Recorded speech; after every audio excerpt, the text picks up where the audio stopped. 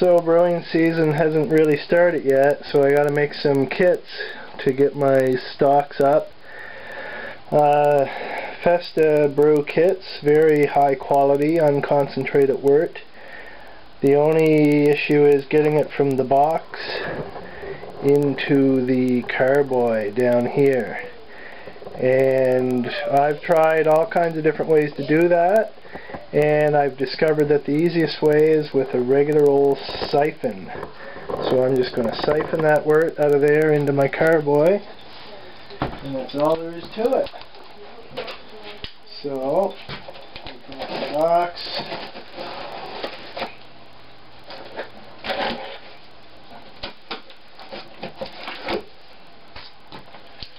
Box open.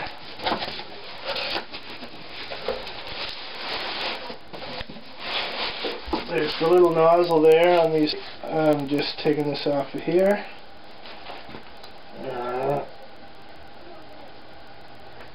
Very gently, but firmly. Best way I find is with my teeth, obviously. Now I have my siphon tube and a bucket of sanitizer that you can't see down there. It's my homemade one out of a piece of 3/8 copper. I got my nubby end on the end there. Just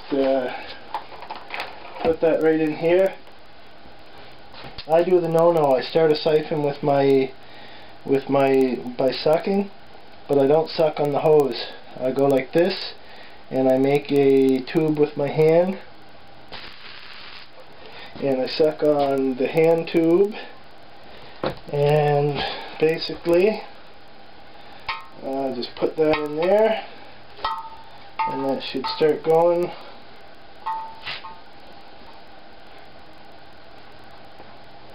And that's all there is to it. And when it gets down towards the end, it's siphoning now. When it gets down towards the end, I will show you what I do.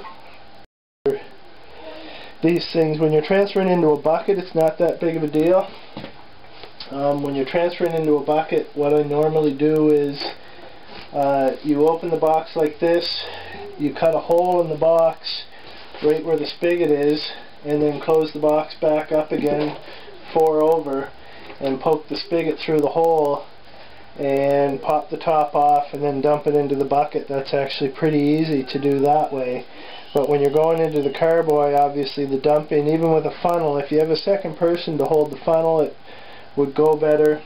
But when you're just alone, this is a much easier way to get that kit down into that carboy. Alright, it's filling up there, as you can see. It's getting close to time to show you my magic trick for getting all the stuff out of there.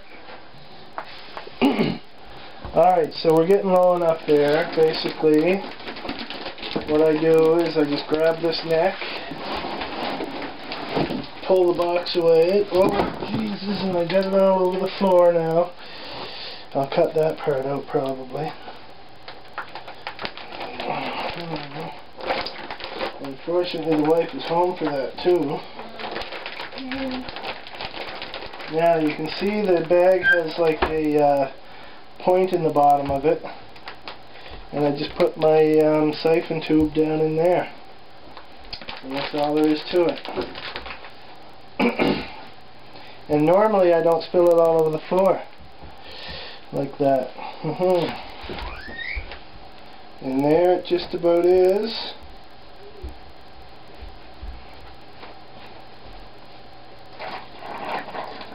And that will be that. Then you just pour the rest in. There's no rest to pour in. Yeah.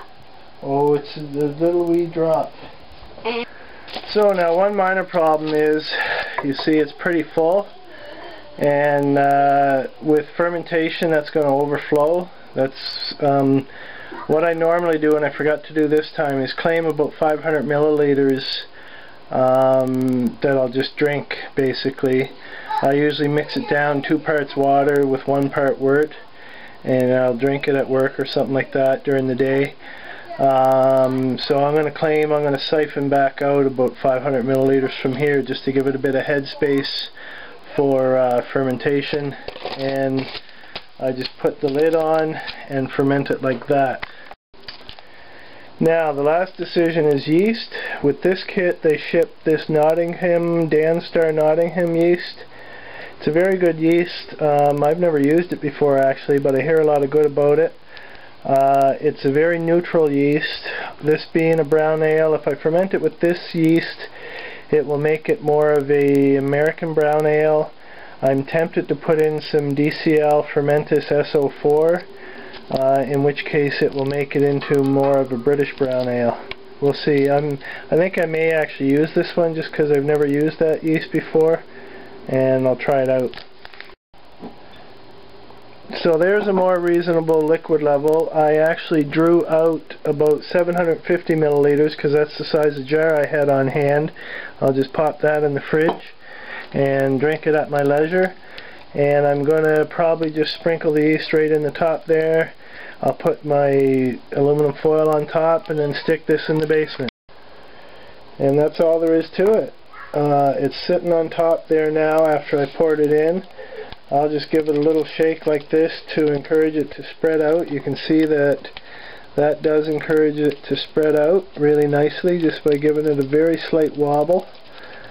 And there it goes, just wobbling it a bit, and it's spreading out nicely. And I will let it all dissolve and then put it into the basement. You'll note the carboy handle I have here. Don't ever lift with just the carboy handle. Always put one hand underneath the bottom of the carboy and just use the handle to steady the carboy. So I hold it with one hand here. Just wait, I'll show you. Hold on.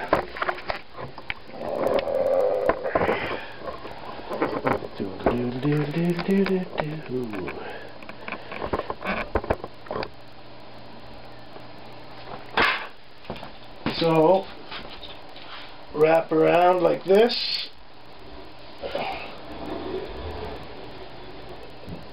Basically one hand underneath like that, or two hands underneath if you wish. That's just used for steadying, not for lifting.